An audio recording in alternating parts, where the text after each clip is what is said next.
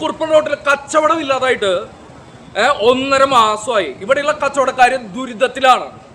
Okay, ഇവിടെ മൈജി ഷോറൂമിലുള്ള സ്റ്റാഫുകൾ, അവിടെയുള്ള സ്റ്റാഫുകൾക്ക് അറിയാം, ഇത് വ്യക്തമായിട്ട് അറിയാവുന്നതാണ്. അവർക്ക് കച്ചവടം ഇല്ലാത്തതിൻ്റെ ഭാഗമായിട്ട് മറ്റുള്ള ഷോറൂമുകളിൽ ഇൻസെൻറ്റീവിന് വേണ്ടിയിട്ട് ചെന്ന് നിൽക്കേണ്ട ഗതികേടിലാണ്. ഇവിടെ പല കടകളും ക്ലോസ് ചെയ്തു, കാരണം കച്ചവടം ഇല്ലാതെ, കാരണം ഗതാഗത മാർഗം തടസ്സപ്പെടുത്തി.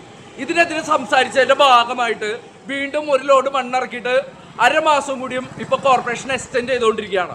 ആരോടാണ് ഈ കോർപ്പറേഷൻ എന്ന് പറയുന്നത്, ഇവിടുത്തെ മന്ത്രിമാരെന്ന് പറയുന്നത് ആരോടാണ് വൈരാഗ്യം വെക്കുന്നത്?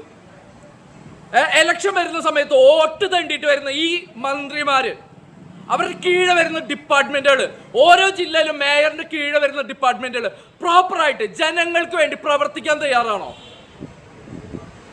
ഈ വൈരാഗ്യ ബുദ്ധി വെടിഞ്ഞ് ജനങ്ങൾ ചോദ്യം ചെയ്യുമ്പോൾ അതിന് ജനാധിപത്യ മര്യാദയോട് കൂടി കണ്ട് നിയമവ്യവസ്ഥയോട് ചേർന്ന് നിന്ന് ജനങ്ങൾക്ക് ഉപകാരപ്പെടുന്ന രീതിയിലാണ് വികസനം വേണ്ടത്.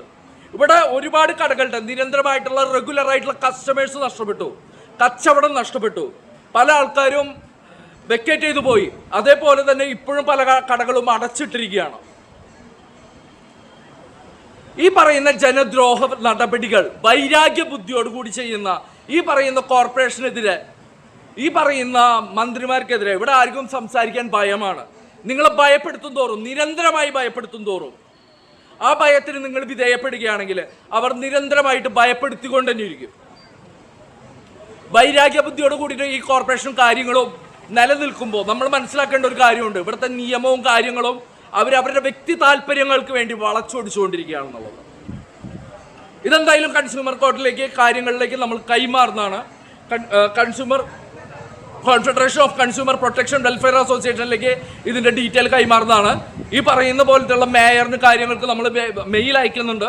ഈ പറയുന്ന പിണറായി വിജയൻ എന്ന് പറയുന്ന നമ്മുടെ മന്ത്രി, അദ്ദേഹത്തിനും മെയിൽ അയക്കുന്നുണ്ട്.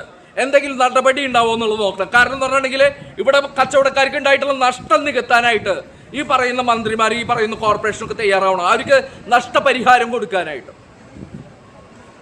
അവരുടെ കച്ചവടങ്ങൾ തടസ്സപ്പെടുത്തിക്കൊണ്ടല്ല ഇവിടെ വികസനം വേണ്ടത്. ജനാധിപത്യ മര്യാദയോട് കൂടിയിട്ടാണ് വികസന പ്രവർത്തനങ്ങൾ വേണ്ടത് എന്ന് ഓർമ്മിപ്പിച്ചുകൊണ്ട് ബൈ.